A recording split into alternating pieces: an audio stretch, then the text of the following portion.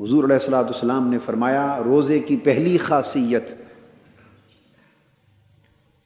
اور خاص طور پہ ماہ رمضان المبارک کے روزے جن کا ذکر ہو رہا ہے، ان کا پہلا فائدہ اہل ایمان کے لیے یہ ہے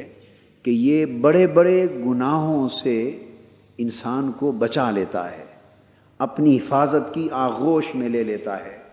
اور انسان کے لیے ڈھال بن جاتا ہے تاکہ ان گناہوں کے سبب وہ جہنم اور دوزخ تک جانے سے بچ سکے۔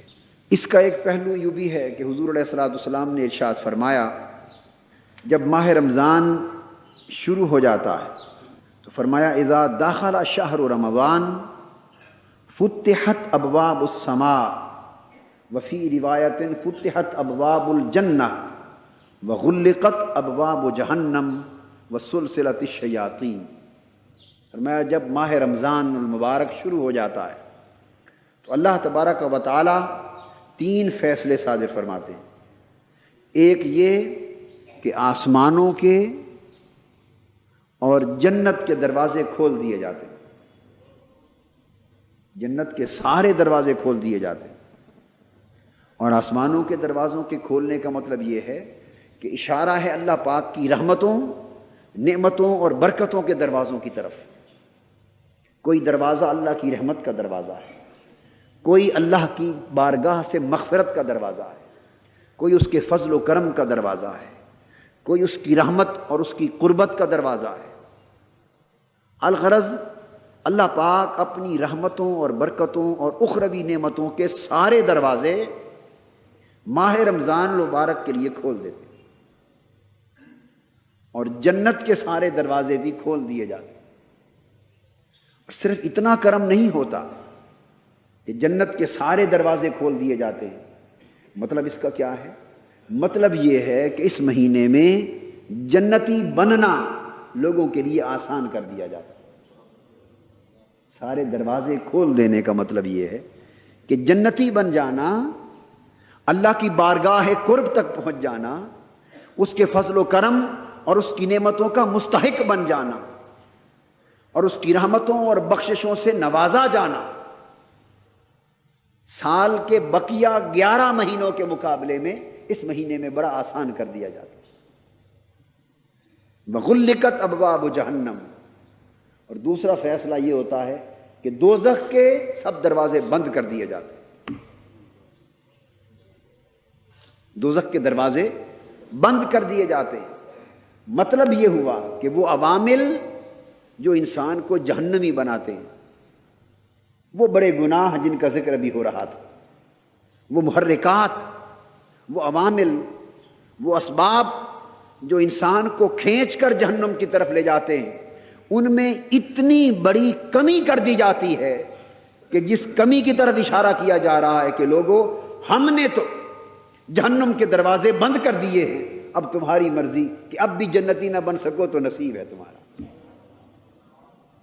یعنی ہم نے تو جہنم کے دروازے بند کر دیے، جنت کے دروازے کھول دیے، یعنی تمہیں ایک ایسا ماحول عطا کر دیا جس ماحول میں دوزخی بننے کی گنجائش کم اور جنتی بننے کی گنجائش زیادہ ہے۔ اب تمہارا نصیب ہے کہ پھر بھی اللہ کی بارگاہ کی رحمتوں کی خیرات نہ پا سکو۔ وسلسلۃ الشیاطین، اور تیسرا فیصلہ فرمایا کہ شیطانوں کو زنجیروں سے جکڑ دیا جاتا ہے، شیطانوں کو زنجیروں سے جکڑ دیا جاتا۔ 2 عوامل ہوتے ہیں انسان کو گمراہ کرنے کے، ایک خارجی عامل وہ شیطان کا، ایک داخلی عامل وہ انسان کا نفس۔ تو اللہ پاک نے فرمایا کہ ہمیشہ انسان جب برائی کر بیٹھتا ہے تو کہتا ہے کہ لعنت ہو شیطان پر، اس نے مجھے بہکا دیا۔ بے شک وہ شیطان لعنت کا مستحق ٹھہرا، مگر شیطان کے بہکاوے میں آ جانا یہ زیادہ تر بدی اور تباہی اور ہلاکت کا باعث بنتا رہتا ہے۔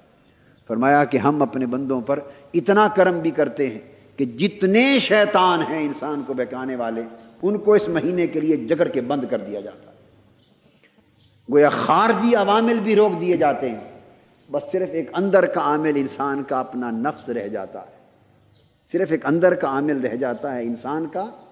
نفس، اور پھر اس نفس کی اصلاح کے لیے روزہ عطا کر دیا ہے کہ صبح سے شام تک اللہ کی رضا پر روزہ رکھنا، اور رات کو اللہ کی رضا میں قیام کرنا، اور پھر قیام کے دوران اللہ کا کلام سننا۔ یہ وہ 3 کام ہیں جن سے نفس کی اصلاح ہوتی۔ تو فرمایا لوگوں، نفس کی اصلاح کا ماحول عطا کر دیا، شیطانوں کو جکڑ دیا، دوزخ کے دروازے بند کر دیے، جنت کے دروازے کھول دیے، اور سراسر رحمتوں اور برکتوں کا ایک ماحول عطا کر دیا۔ کیا اب بھی کمی ہے اس بات میں رہ گئی کہ تم مولا کے شکر گزار بندے بن جاؤ، تم متقی بن جاؤ، اللہ کی رحمتوں، نعمتوں اور جنتوں کے حقدار بن جاؤ؟ اگر اب بھی نہ بن سکو تو اس سے بڑی بدبختی اور شومی قسمت اور محرومی اور کیا ہوگی؟ وہ جو فرمایا نا کہ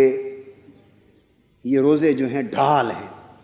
تو ڈھال کا مفہوم آپ سمجھ گئے دوسری حدیث سے کہ کتنے بچاؤ اللہ پاک نے ان روزوں کے مہینے میں عطا کر دیے، اس لیے ان کو ڈھال کر دیا کہ یہ ڈھال ہے۔ سب سے پہلے نئی ویڈیوز کو حاصل کرنے کے لیے شیخ الاسلام ڈاکٹر محمد طاہر القادری کے آفیشیل یوٹیوب چینل کو سبسکرائب کریں اور بیل آئیکن کلک کریں۔